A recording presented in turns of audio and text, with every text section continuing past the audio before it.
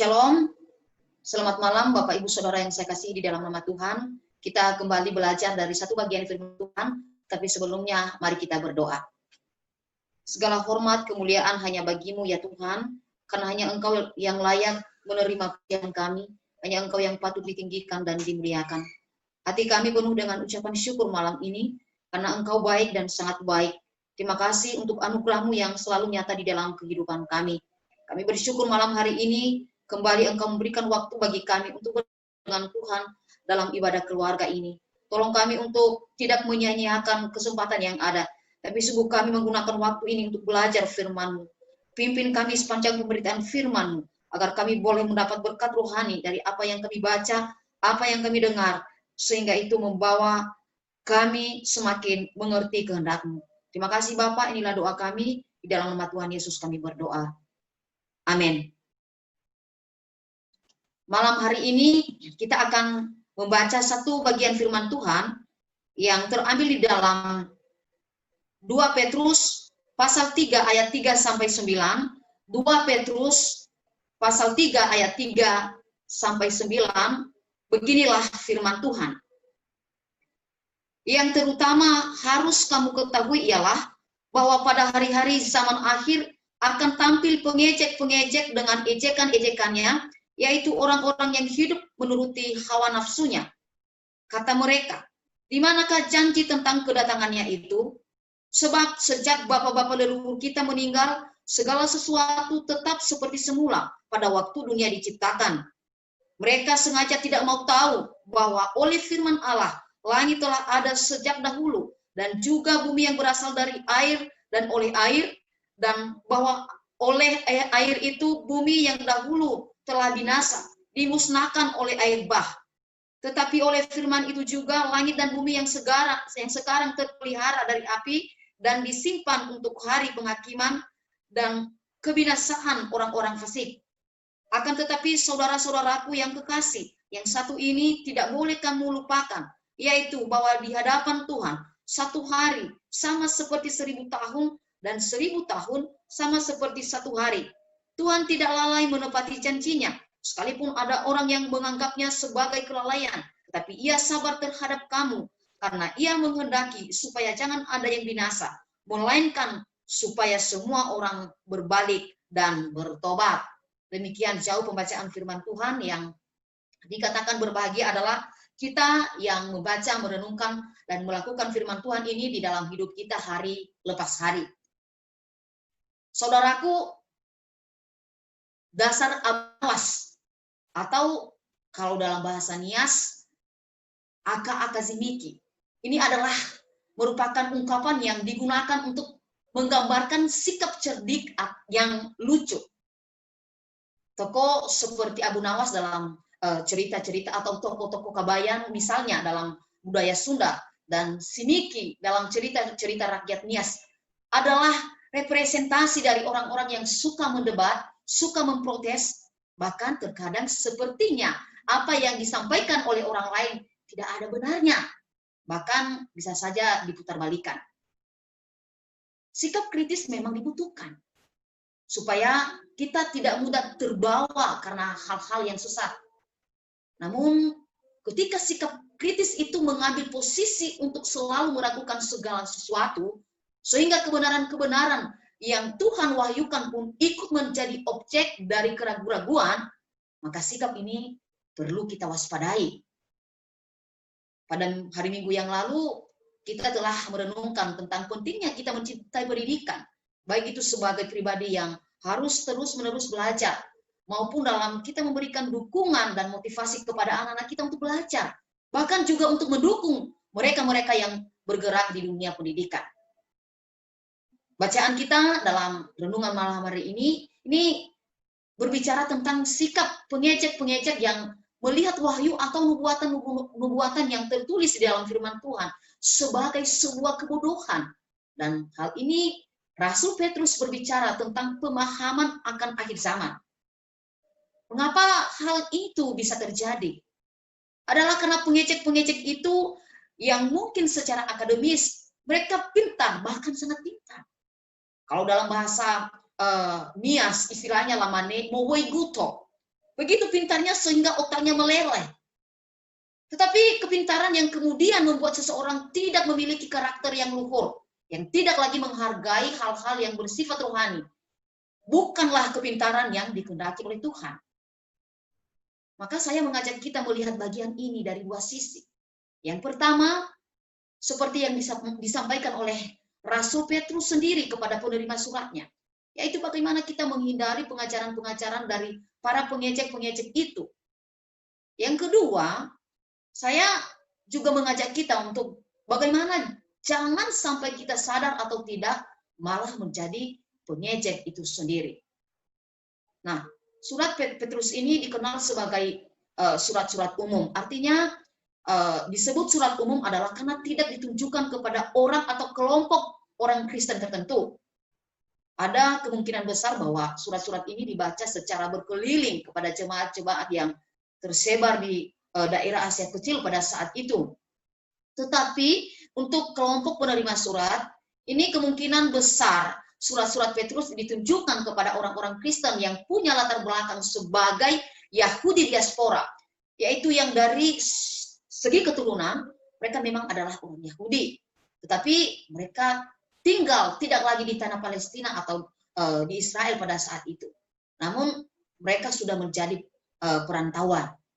Jemaat-jemaat itu dibekali atau dinasihati oleh Rasul Petrus supaya mereka waspada terhadap pengejek-pengejek yang meragukan akan hari Tuhan atau meragukan adanya kedatangan Tuhan Yesus yang kedua kali.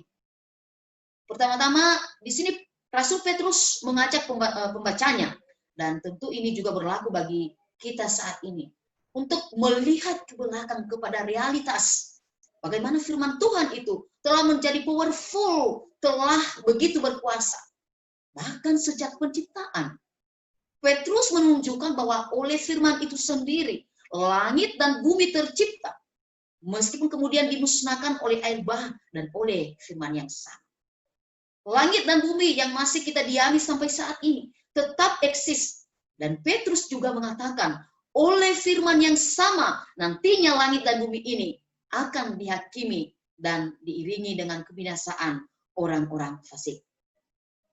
Petrus memberikan contoh kepada kita bahwa untuk melawan kesesatan, kita harus kembali kepada firman Tuhan. Back to Bible. Pola ini sendiri juga dilakukan oleh Tuhan Yesus ketika ia dicobai oleh iblis di padang gurun. Iblis menyampaikan logika-logika manusia, dan ini memang pola kerja iblis yang di dalam bagian ini disebut pengejek.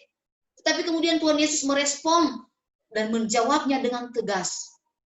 Tuhan Yesus berkata, firman Tuhan berkata. Nah, selalu dengan pola itu, dan itu berhasil membuat iblis pergi. Selanjutnya, saudaraku, Petrus menyampaikan bagaimana kita tidak termakan oleh pengejek-pengejek itu adalah dengan kesadaran bahwa pikiran manusiawi kita itu memiliki batasnya. Para pengejek-pengejek itu melihat dari perspektif kepintaran manusia, logika-logika manusia yang terbatas, maka berhadapan dengan itu Petrus mengajak kita untuk kita melihat bahwa perspektif Tuhan itu berbeda dengan kita. Kita terbatas oleh ruang dan waktu. Di ayat yang ke-8, di situ kita melihat Petrus menyampaikan bahwa Allah tidak pernah lalai, karena bagi Tuhan sesuatu yang mungkin kita pikir hanya sehari itu bisa bermakna 1000 tahun. Demikian juga sebaliknya. Jadi mari kita dibawa kepada kerendahan hati bahwa kita terbatas memahami akan hikmat pengetahuan waktu yang Tuhan telah tetapkan di dalam kehidupan ini. Itulah yang disampaikan Rasul Petrus, bagaimana kita tidak sampai terjerat oleh pengejek-pengejek. Nah, selanjutnya saya juga mengajak kita untuk mewaspadai diri. Kita jangan sampai justru kita sendirilah yang menjadi pengejek itu. Itu memang dalam konteks Petrus, para pengejek di sini itu merujuk kepada orang-orang yang ada di luar kekristenan atau orang-orang yang belum percaya kepada Tuhan. Namun demikian saya berharap kita berefleksi juga dengan memeriksa diri dari sikap-sikap pengejek yang telah diuraikan Petrus. Jangan sampai kita termasuk di dalam kategori itu. Pengejek adalah orang yang masih hidup di dalam hawa nafsu Artinya jika kita masih tetap dikendalikan oleh hawa nafsu kita, maka kita juga berpotensi untuk menjadi pengejek. Karena orang yang hidup di dalam hawa nafsu, namun tetap juga mengaku dirinya sebagai anak Tuhan, tentunya ia harus menyiapkan argumen-argumen, alasan-alasan untuk membenarkan sikapnya yang masih hidup di dalam hawa nafsu itu. Dan ini adalah sikap yang identik dengan para pengejek itu. Maka supaya kita tidak berpotensi menjadi pengejek, mari kita menjauhkan diri dari hawa nafsu duniawi. Berikutnya saudaraku, para pengejek di sini memiliki sikap yang selalu mengedepankan rasio atau logika yang masuk akal, baru ia mau percaya. Mungkin kita tidak sampai mengeluarkan statement meragukan Tuhan, meragukan akan akhir zaman, meragukan secara terang-terangan pengajaran yang ada. Tetapi coba kita memeriksa diri. Ketika kita mendengarkan firman Tuhan, ada orang-orang tertentu yang selalu berusaha untuk mencoba menyangka, untuk mencoba melihat pengajaran itu sebagai sesuatu yang basa-basi. Ketika misalnya hamba Tuhan mengatakan, saudara-saudaraku, mari kita betul-betul bersandar kepada Tuhan dan percaya bahwa Ia menolong kita di dalam usaha pekerjaan kita, di dalam keluarga kita, di dalam kesehatan kita. Kemudian di belakang ia berpikir, atau mungkin ia berbisik kepada orang lain yang ada di sampingnya.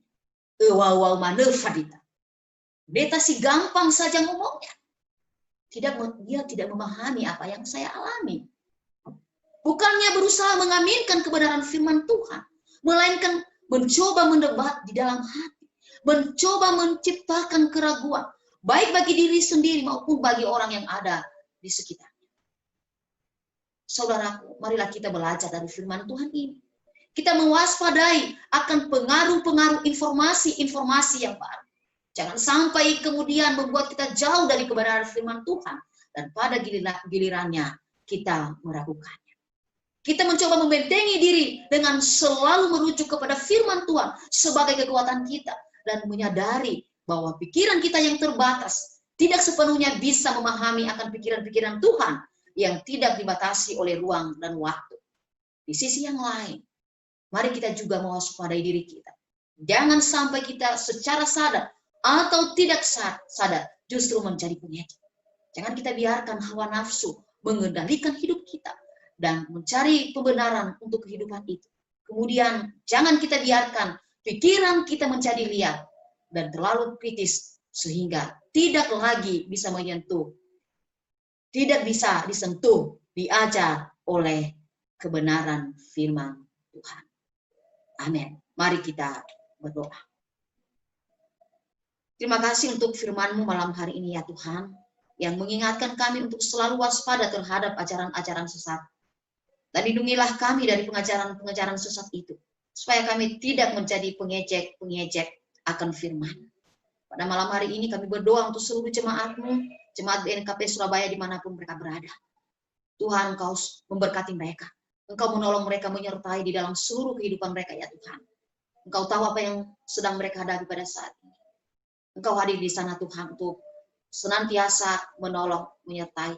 Berikan kekuatan, bahkan berikan kesehatan yang terbaik. Dalam seluruh pergumulan hidup, Engkau juga boleh ikut campur memberikan jalan keluar bagi seluruh jemaat Tuhan. Pada saat ini Tuhan, kami berdoa untuk persiapan-persiapan protokol kesehatan menjelang pelaksanaan ibadah offline di waktu-waktu ke depan. Tuhan berkati supaya boleh dipersiapkan sedemikian rupa segala sesuatunya ya Tuhan, dan boleh berjalan dengan baik. Kami berdoa ya Tuhan juga pada saat ini untuk bangsa dan negara kami. Engkau tahu apa yang terjadi di tengah-tengah bangsa kami pada saat ini ya Tuhan, menghadapi dampak dari COVID-19. Tuhan boleh memberkati bangsa kami, melawat bangsa kami, dan berbelas kasihan Tuhan untuk menghentikan semua virus yang menyebar pada saat ini, yang menakutkan kami ya Tuhan.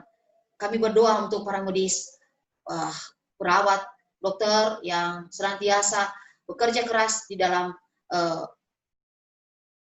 menjaga, mengobati para pasien yang ada ya Tuhan.